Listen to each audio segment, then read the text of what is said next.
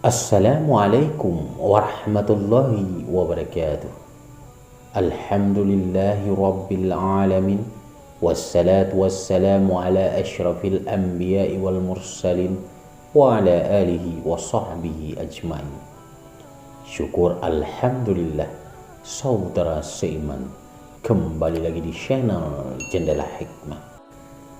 Kali ini kita akan membahas resep rendah hati menurut Syekh Abdul Qadir Al-Jailani. Rendah hati atau bahasa Arab disebut tawadu' adalah sebuah sikap yang menyadari keterbatasan kemampuan diri, sehingga dengannya seseorang tidak merasa angkuh dan tidak pula sombong. Bersikap rendah hati kepada orang lain merupakan salah satu tuntunan ajaran pokok dalam Islam.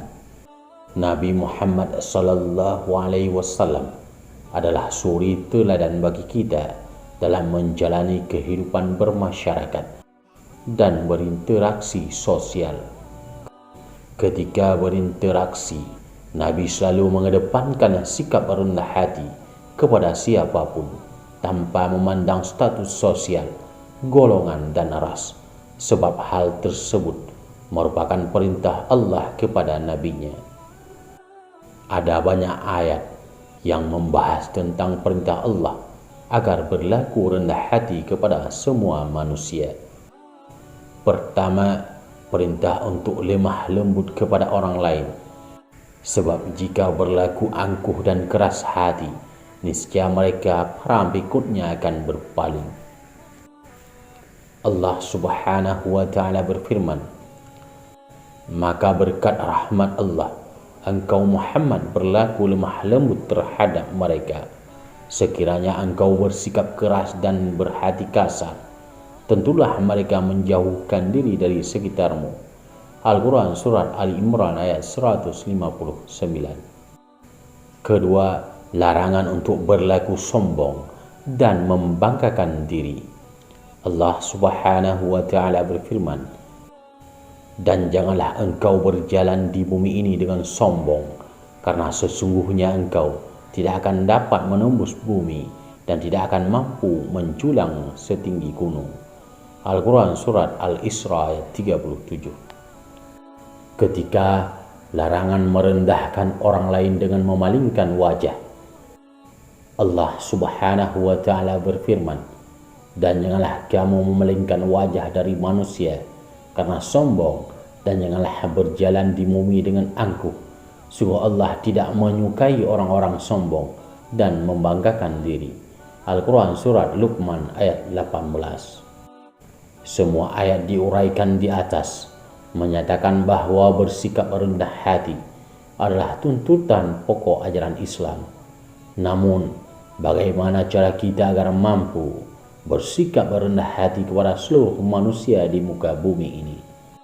Syekh Nawawi Al-Bantani dalam karyanya Nasyih Al-Abad, nasihat-nasihat kepada para hamba, menjelaskan dengan menukil ungkapan Syekh Abdul Qadir Jailani radhiyallahu an sebagaimana berikut: jika kamu bertemu salah seorang, maka pandanglah bahwa dia memiliki keutamaan dibandingkan dirimu, dan tanamkan dalam hatimu, katakan bahwa bisa jadi menurut Allah dia lebih baik dan lebih tinggi derajatnya dibandingkan diri sendiri.